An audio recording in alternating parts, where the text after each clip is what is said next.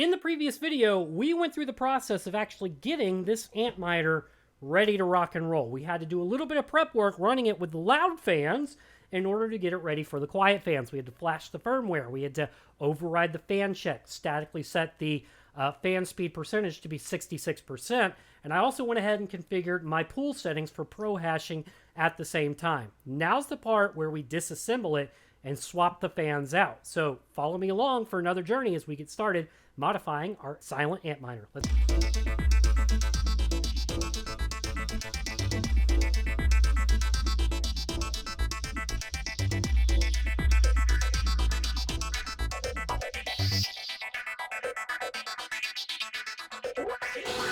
Okay, so as you can hear, it's still running the loud fans.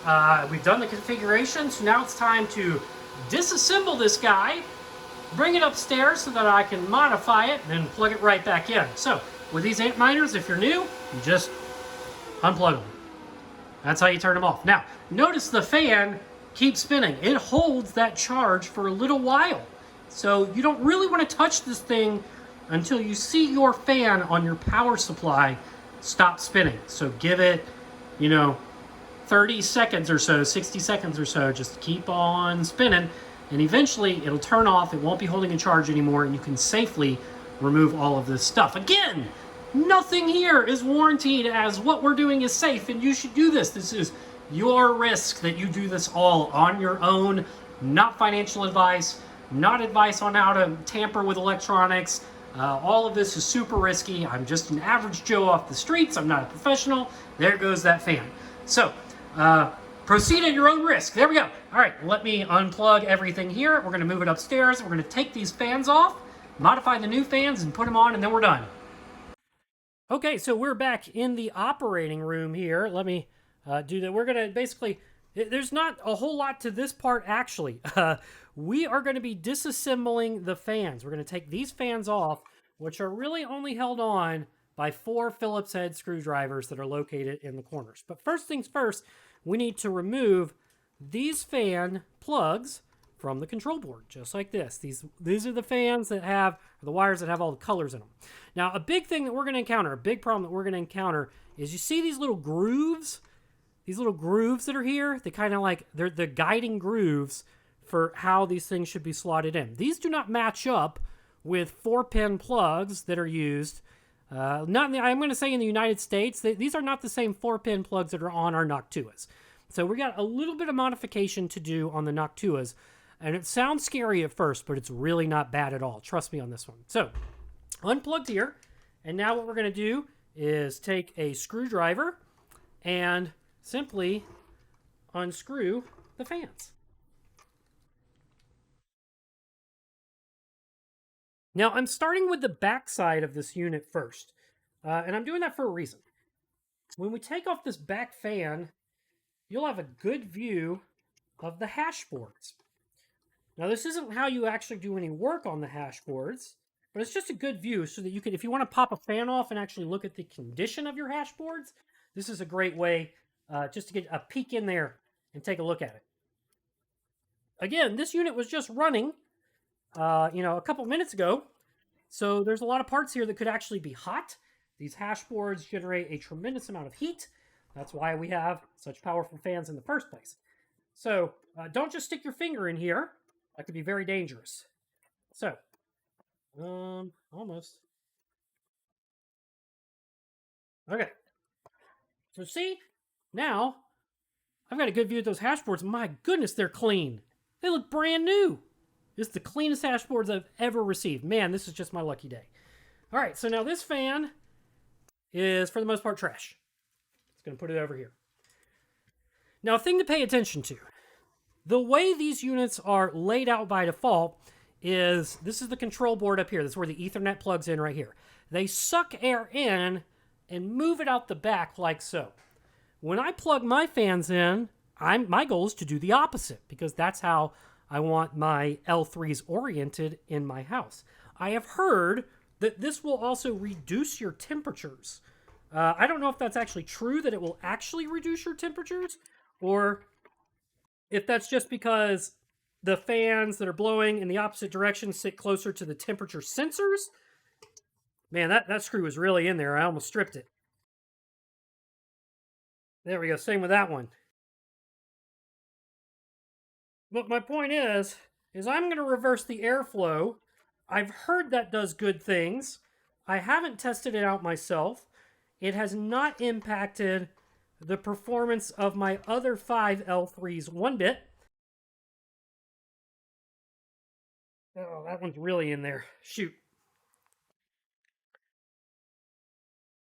Okay, so I finally got it off. The front end, which previously was used to suck air in, we can see we've got a little more dirt and debris on that, but it's really not bad. That's a really clean front end. So now that the fans are off, it's time to get ready to install the new fans.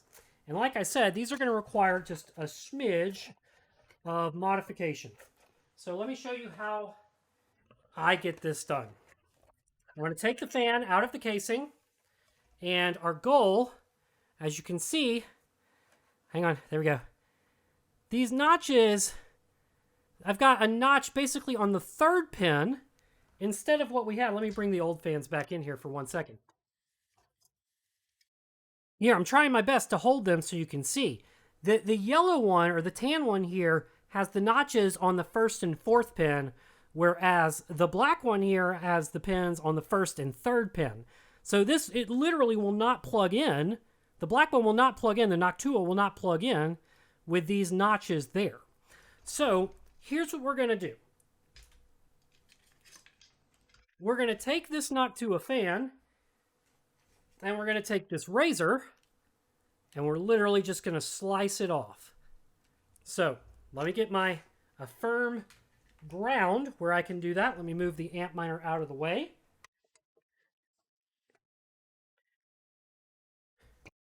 Now I'm going to hold it firm like this, and I'm going to slice away from my fingers.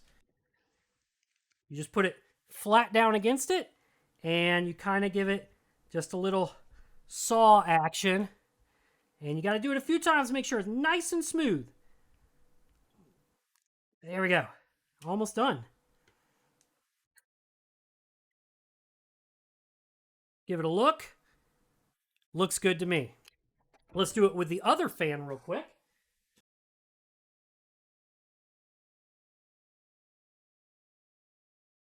Here's the other fan. Notches need to come off. Razor goes away from me.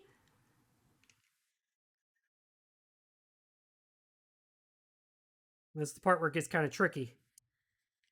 Sometimes you really got to wiggle it, depending on how sharp your razor is.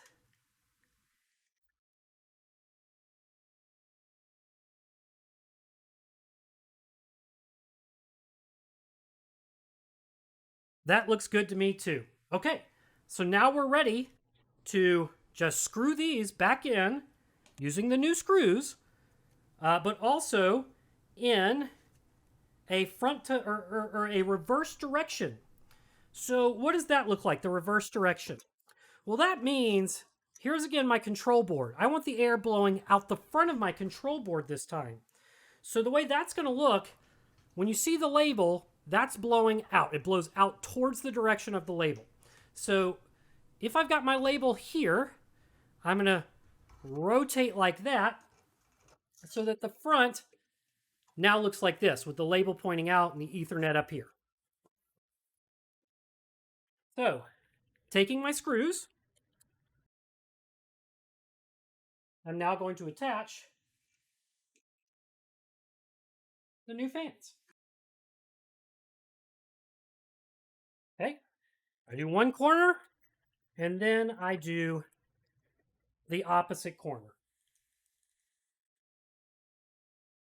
But I've already seen where I've done this wrong. I put the wire end on the wrong side. I want my wire to be on top.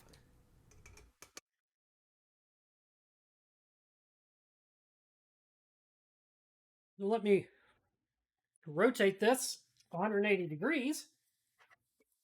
Start over. I'll start that screw with my finger. Start this one with my finger down in the opposite corner. So I did the top left and the bottom right.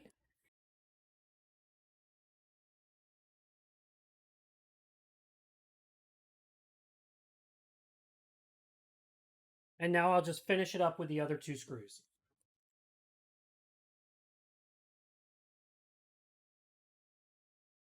Now I'm going to say this now. I am not making these screws very tight at all.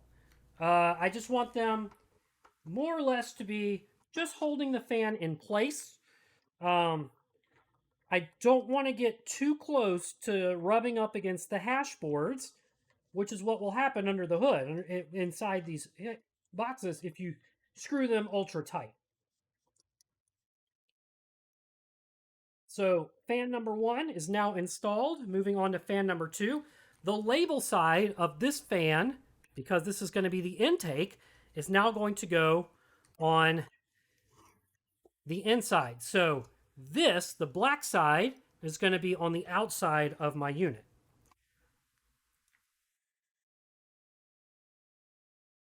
Really, as long as your fans are facing the same direction, you're going to end up okay. You're going to make it.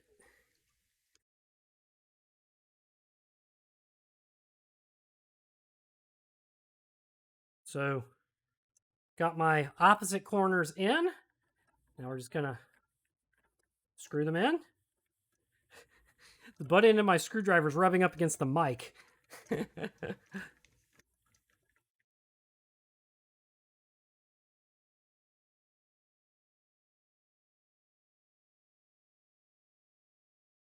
Now I'm putting in the other screws. Again, not doing these too terribly tight. Just kind of getting the fan set in place.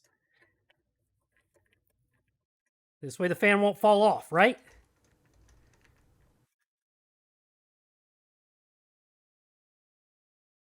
And the last fan. Snug that corner up down there.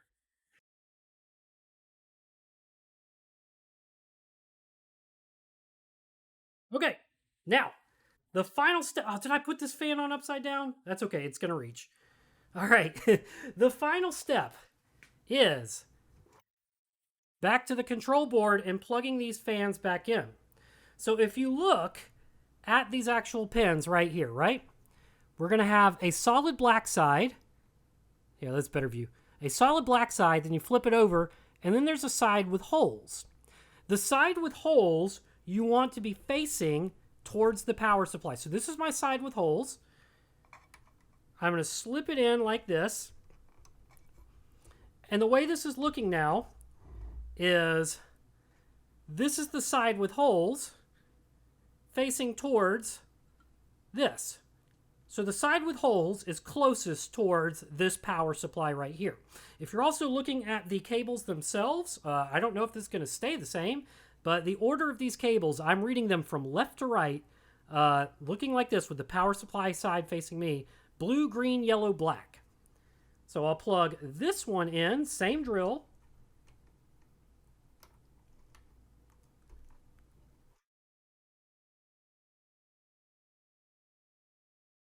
Like so. And now the fan installation is completed. All we have to do is rehook up our power supply and we're done. Let's do that. Okay, so I've replugged everything in. This is our AntMiner. The exhaust side is now going to blow out. Our power supply is blowing out. All that needs to be done is give it some juice and say a prayer. So, without further ado,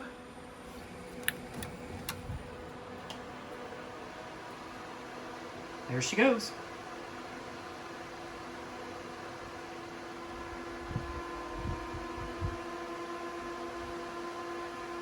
All right, let's give her about 60 seconds to get booted up, and we should have ourselves another silent AntMiner in the farm.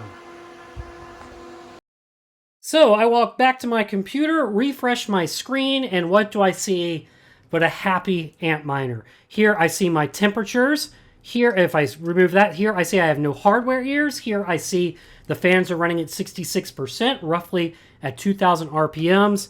There's my hash rate coming up there. The screen refreshes every cycle or so. And if I jump over to Pro Hashing, I see my L3-6 unit is coming online. It does take about 60 to 120 seconds for it to go through a cycle of hashes to determine what the average hash rate of this unit is. But there we go. We've now deployed a silent AntMiner up and running. So that's it. That's what you needed to know. Thanks for stopping by, y'all. I'll see you in the next one.